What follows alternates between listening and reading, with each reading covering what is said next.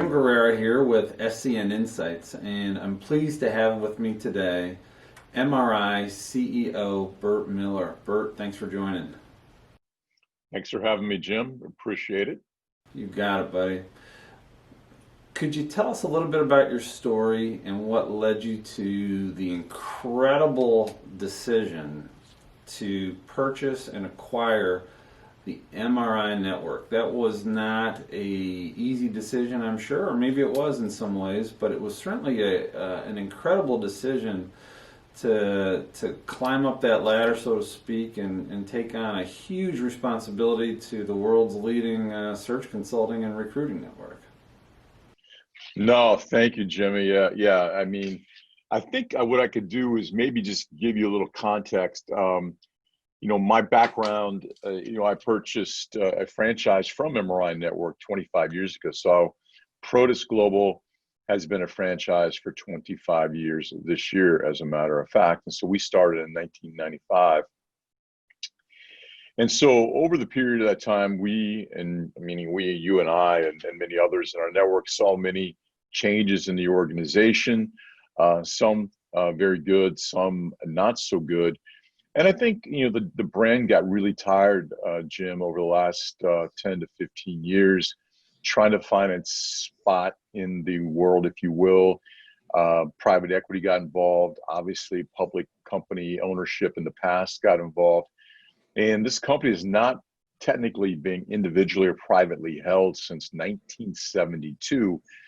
And so it had been some time, but it became more and more corporate over the last 10 to 15 years, which really led to some perhaps not the enthusiasm around what we were delivering to our network and back to the world of work. So that's just being really transparent. And what that also led an opportunity, Jim, for somebody like me, as we were looking at MRI, what is happening, what is converging during our times, and why would this be a potential great purchase? And so I know they were struggling to find an owner at various points in time, certainly at perhaps the number that the private equity firm was looking for. And I think the opportunity presented itself because the world of work was dramatically changing. There's a digital transformation for many companies. There's a digital transition that I saw an opportunity in the world of work to bring that to our industry. And so, and I thought, man, who better to do it with than the company that's trained 26,000 recruiters and been around 55 years and really had a great brand, but a sleepy brand. So that kind of led to the purchase.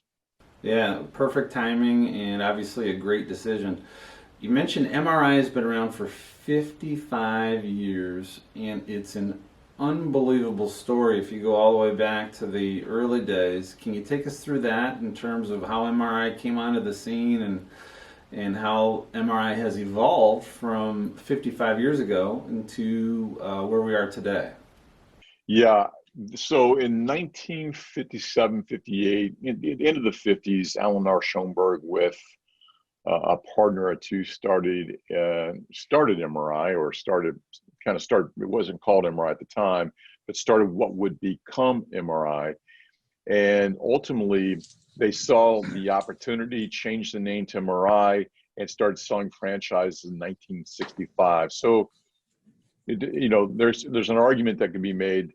We really started in 57, 58, but MRI itself, as we know it today, began in 1965.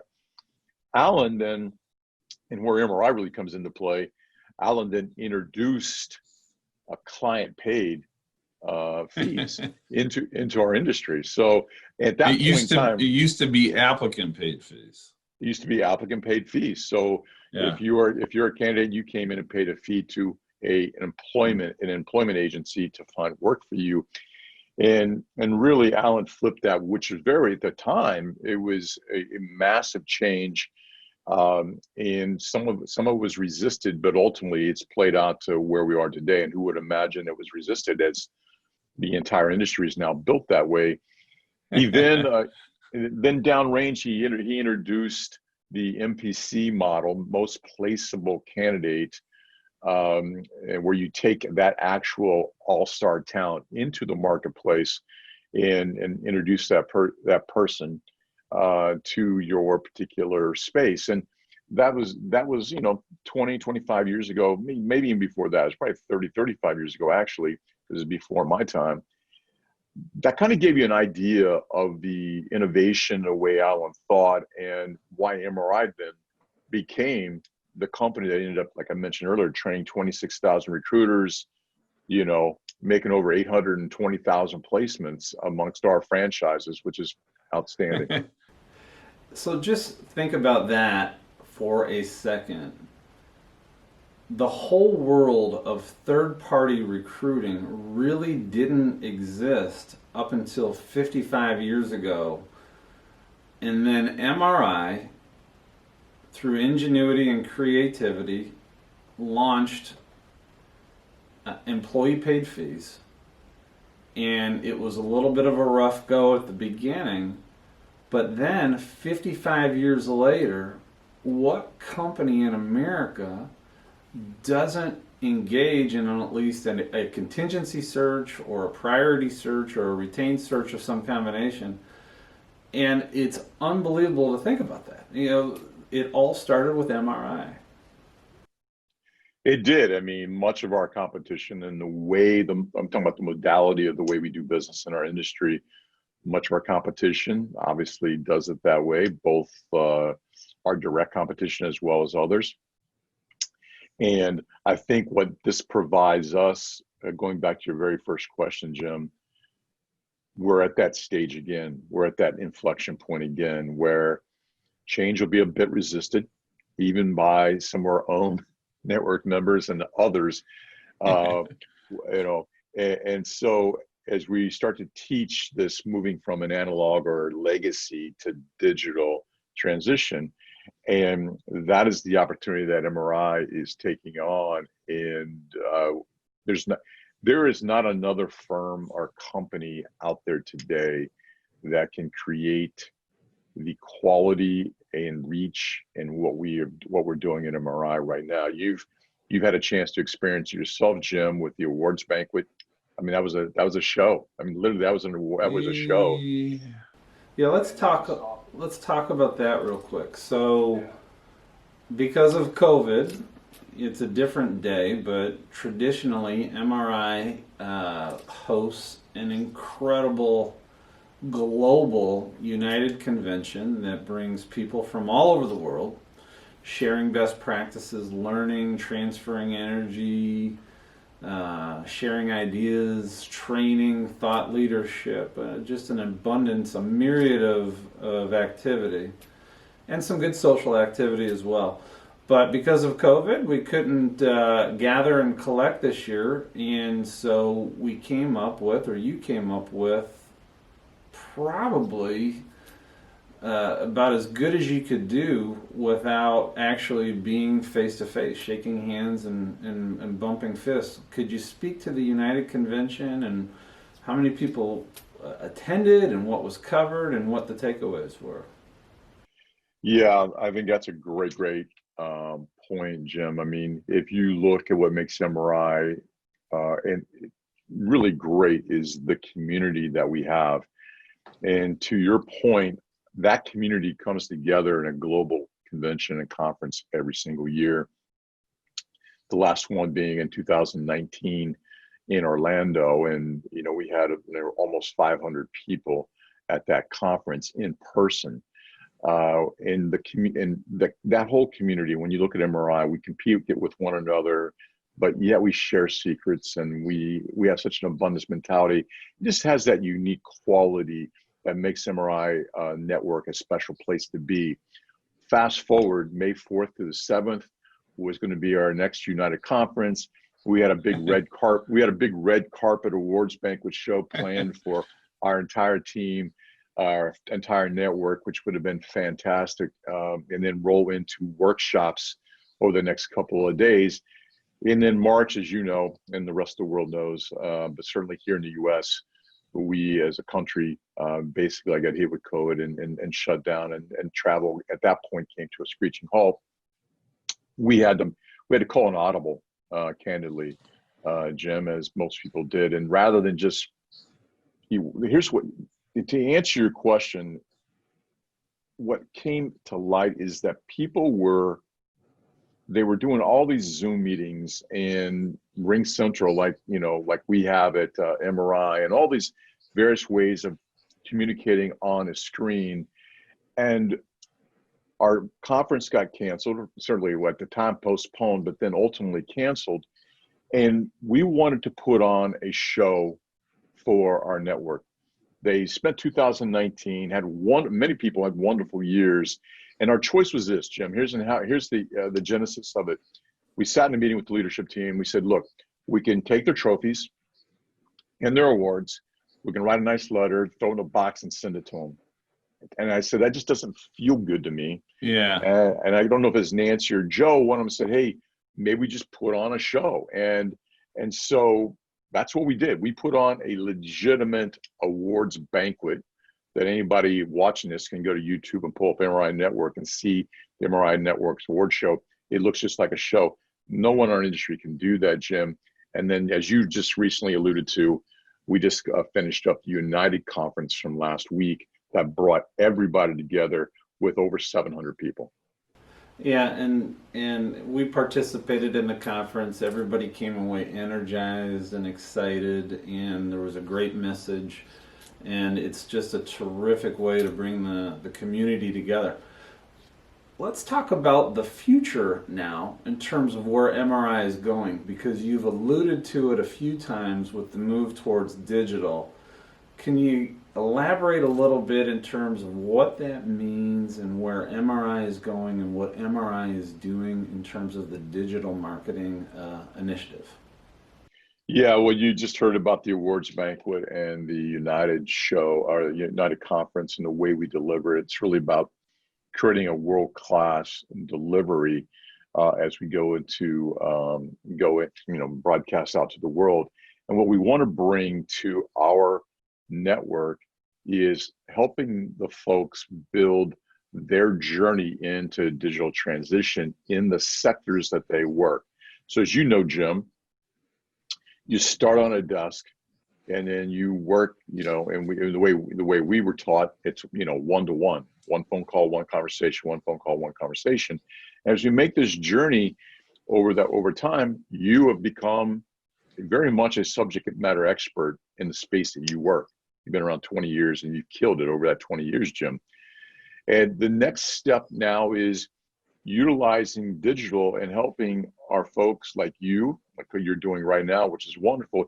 You're starting to build your online persona. You're starting to become a voice in your space, a little bit more of a voice in your space, so that you then ascend to subject matter leader.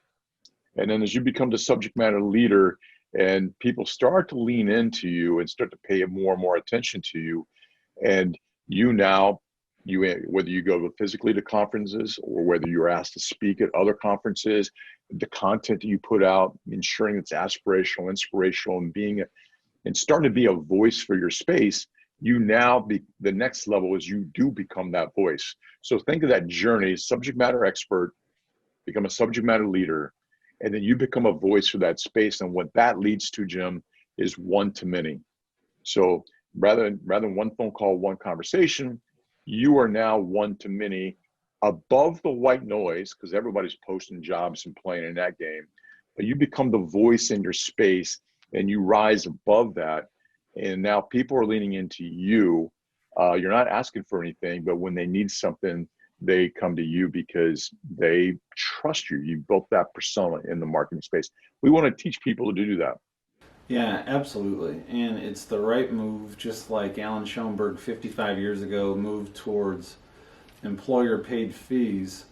And anytime you make a tectonic shift like that in an organization, there's going to be resistance, there's change, and there's anxiety, and it's inevitably going to have some choppy water to move through. And I've certainly seen that here in our organization and talking to others as well in the network. What is MRI doing to help their franchisees and the members of those franchisees to make the leap and to move forward into the digital marketing space? Well, the first thing we do is just share. We have the town halls, as you know, that we broadcast from our studio in Delray.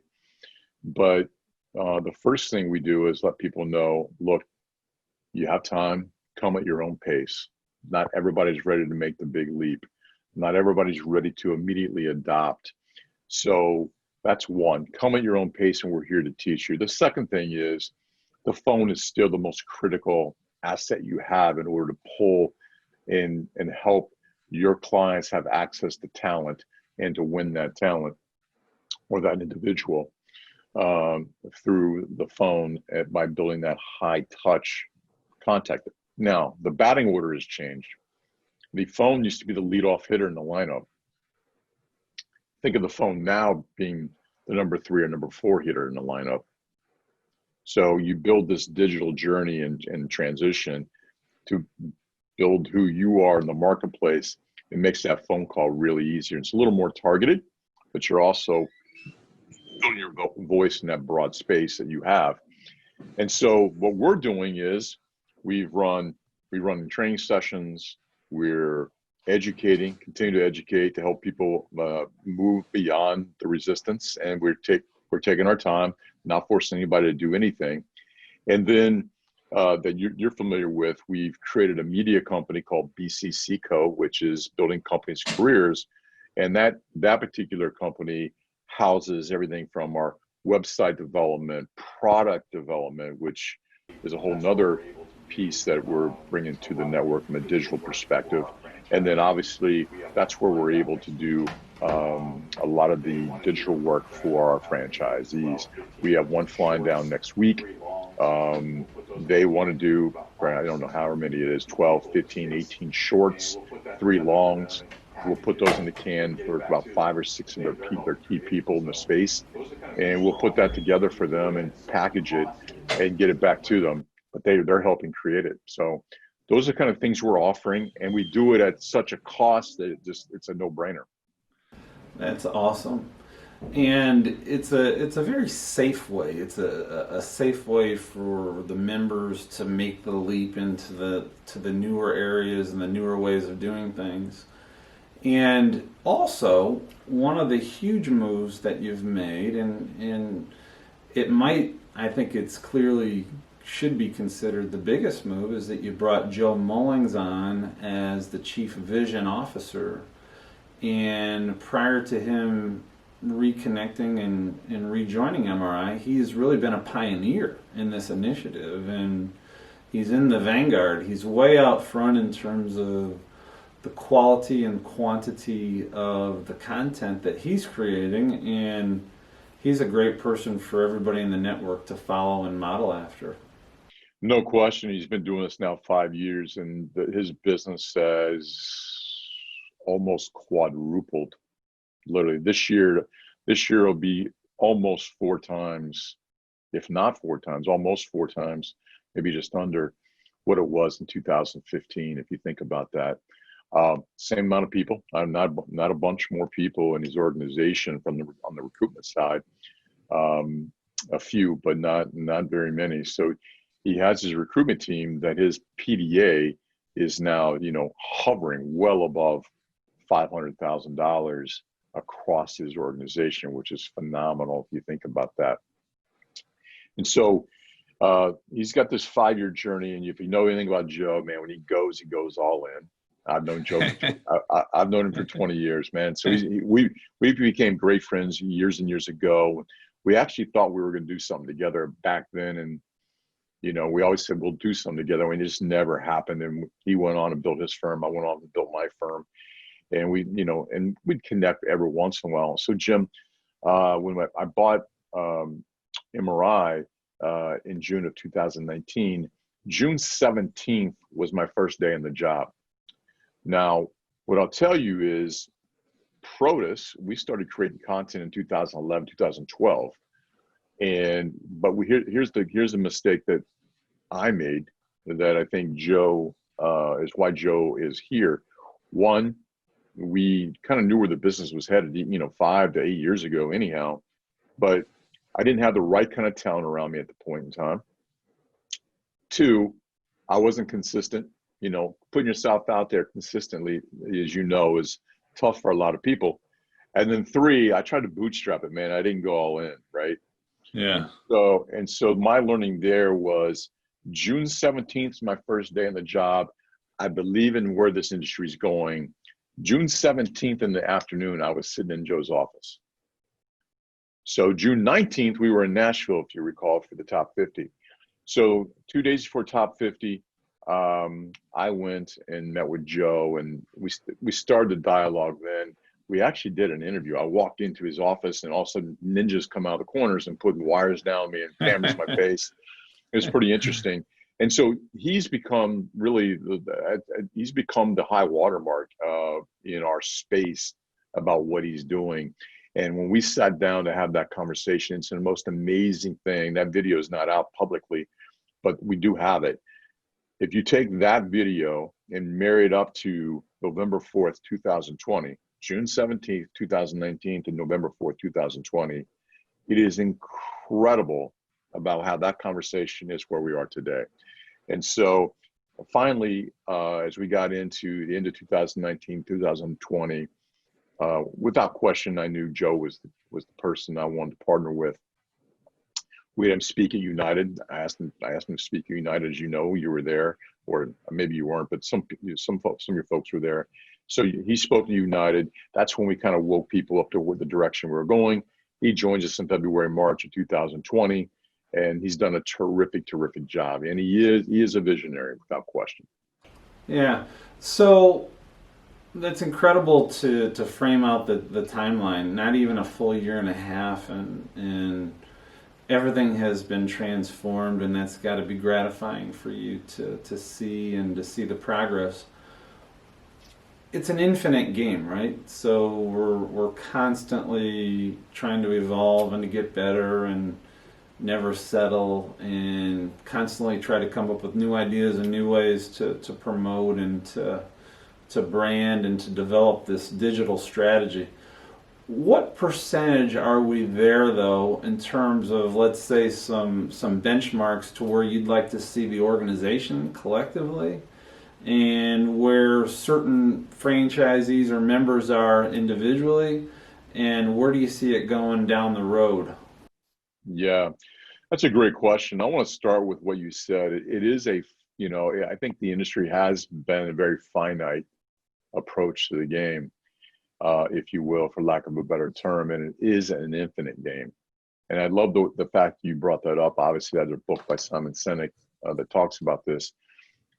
Most of people in our in our industry, competition included and others, are playing a finite game. And what I mean by that is, if you look at what you have done over your career, including these other networks that are teaching their current network owners and AEs, the things that have allowed these folks to make the money they're making, to send their kids off to private school and then university, buy the homes that they purchased, take the amazing vacations that they take, those particular things, and in the finite world that they might be living in, if they're not open-minded to take start the journey down the transition, excuse me, what has helped them achieve such success in the past may be the very thing that puts them out of business in the not too distant future.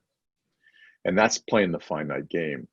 The infinite game is what we're talking about, and creating great companies that grow double digits repeated year after year after year. A, break all the rules. B, they understand and develop products and bring new products to market or services. 3, they appeal to broader stakeholders in the world they work in. And then the fourth aspect is, and probably the most important one, Jim, is they have a mission behind it. It's not for the money, man. It's not for the money. Obviously, I'm not doing this for the money, right? Certainly at this point, I hope to make money from it someday. but I'm certainly I didn't leave Miami, go to Philadelphia and back to Miami for the money. But the point of it is that it's a mission, and you can't measure that, Jim.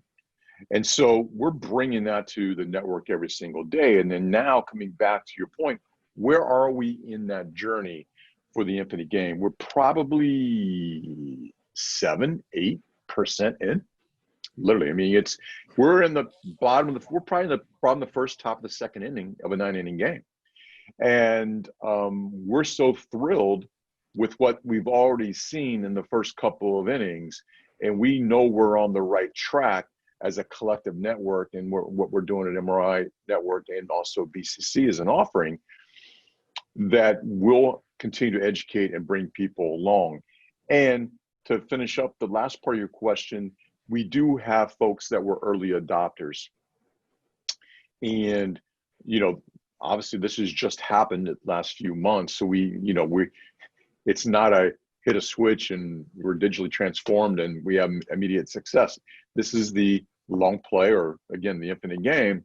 But you have offices that are already showing and demonstrating success. We have an office in Chicago. We have an office down here in Miami. We have a guy like you sitting up there in Michigan that's, you are in a tough industry during a pandemic, and yet you're doing this and you're going all in, and you're building your company for the future. That is what I call prudently bold, and you're going to see great results come out of that. The other thing, and the final part here, is if you see some of the gateway training, we have the 10-4-2 that you've seen, the unwinding the headlines. Let's say you just say, I'm hardcore old school. I am not going to go do all this stuff. You can still take some of the principles, Jim. For example, unwinding the headlines. We do it digitally, but let's say you're old school. You just say, I'm just going to do it by phone. You can take the concept of pulling those headlines in your space, picking one or two out, write a little bit, understand what you want to say, and then you don't even have to post it. When you make your phone call and you have a conversation, that concept, using the digital to learn a little bit on those articles, allows you then to take that information and knowledge to the phone. So you can go from there all the way into doing a broadcast if you really want to. Yeah, I totally agree. We call that insight, and you might see that on the neon sign behind me, but that's exactly I think the key hub, the key pillar to the modern business world. I even wrote a post about this a few weeks ago, that the modern selling world is so different than the old school days of where you'd call somebody up, you'd do some discovery, they'd give you the time to do that discovery, then you tell them all of your value-added solutions. They give you some objections, you overcome those objections, then you provide more solutions, and then you come to an agreement, and then you move forward. Those days are over. There's so much information out there on everybody and anything and everything. If you cannot quickly show them that you know exactly what they're doing, why they're doing it, and how they're doing it, you have no chance of getting into the conversation. I believe that's now the case more than ever, and that's just a function of living in this digital world. No, you are absolutely right, Jim. If you do not change the way that you sell today, downrange, if you're not considering how you're changing your model of selling, you will be impacted. You really, really will. I think a lot of us were on LinkedIn as an example. People link in with you, and immediately they pop up a solicit. It's annoying. That's it. You're now falling. So many are falling in that white noise. Yeah, and I think that's the beauty of brand. And that's the beauty of bringing brand to your clients and your candidates, is that because candidates have literally been bombarded by recruiters, internal company recruiters, external headhunters, for the last 10 years on LinkedIn. that the novelty of that connection and that inquiry has weared off, and it's increasing exponentially. So how do you pull them out? Well, you have to have a reputation, you have to have insight, you have to have a brand, and that's what we can tell our clients, and that's why they should work with us, because we're doing it the right way. Thought leadership that will enable us to get to those people, even get them to respond when we call on their behalf and when we represent them in the market. And so I'm a believer. I think it's only going to go that way in the future. No, you're right. Everybody, look, LinkedIn has, it seems like people are utilizing it as a sales platform versus what it really is for, and that's an educational learning platform, right? Yeah. Which is what you're leaning toward. We believe, if you go look at my posts, you go look at MRI's posts, go look at Joe's posts, go look at others within our organization as they're posting, and we're building a pretty quick following. If you look at MRI's followers, let's say June of 2019, I give or take, I don't remember the exact number, we were probably 8,300 to 9,000 followers. We're getting ready to hit, I think, 22,000 followers in just a year and a couple of months. It's not because we're doing anything really fancy. We're not asking people to do anything. We are educating. We're trying to inspire people. We're trying to offer up aspirational kind of content. We want to, anything learning that we can put out there. We want, again, coming back to the educational piece, not only in copy, but in some cases, practical application to a video. And there's voices starting to develop, whether that be Joe Mullins or Jim Guerrera, Bert Miller, whomever. Those voices are there, and people are coming and they're reading, because it really makes you think. If you write really intelligent copy, and you're not asking people to do anything, but you really do it in a way it really makes people think. Think about unwinding the headlines. You're grabbing a headline, you're reading that article, and you pick one little piece in that article, Jim, to where you make kind of a prediction in your space, and you write it out there intelligently. And all of a sudden people pay attention to that, because they're starting to read and go, wow, yeah, that's insightful. Very much like you're saying, insights. And when people start to see that, they gravitate toward that. And that's really what LinkedIn is really for. And that's for those that actually do that. That's where you're going to build a following. When you build that following, when they need something, you're right there to help them. Yeah. I remember when I joined MRI, or we joined MRI 19 years ago. And there were a lot of really cool training videos that at the time were different from other types and other places. And there was a marketing department, and it was truly a marketer's organization, and a lot of forethought and foresight took place in the organization. And some of that maybe got lost or tainted along the way, whatever. But what's really cool is that you're taking MRI back to its origin in terms of being the industry leader in marketing and providing that brand, and you're doing it a modern way that represents 2020 and beyond. And so it's just a lot of fun, and it's really cool that you and Joe have taken it in that direction. So it should be fun to see where we go. We're only 7% in, as you say. So I look forward to the final 93. Well, I do too. Look, man, we had those 36 VHS tapes, right? Yeah, and then we try to take those 36 VHS tapes and other content and throw it on a LMS. And it was just a little disorganized in a way it was delivered, and our training got a little bit lost in that.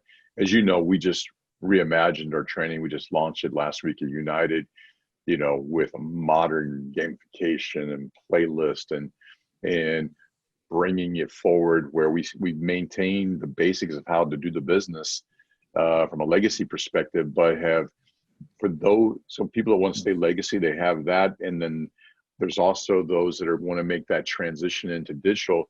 That training now exists as well. It's introduced by MRI people, people from the offices. And so it's just really kind of fun, and it's been delivered in a really, really cool way.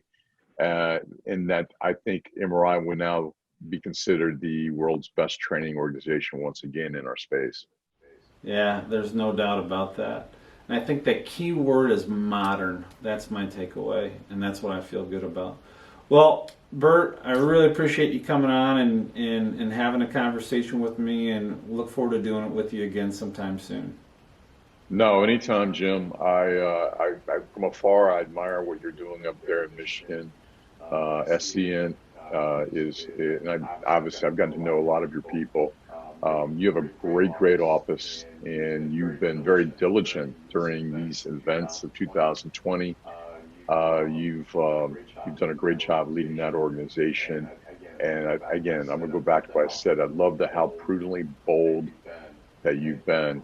And I think for most of us that are still leading organizations that were leading something back in 2007 to 2009, if we look back then and ask ourselves, what would we have done differently? That is what you should be doing today. Yet many of us kind of stay, a little bit scared. And I really appreciate the fact of what you're doing. So thank you for having me. You got it, and back at you. Thank you for your leadership and the direction you're taking us, and look forward to traveling forward with you on this journey. Yeah, me too. All right, Bert, thanks again. This is Jim Guerrera with SCN Insights and Bert Miller, CEO of MRINetwork. Thank you very much, and I appreciate you joining us.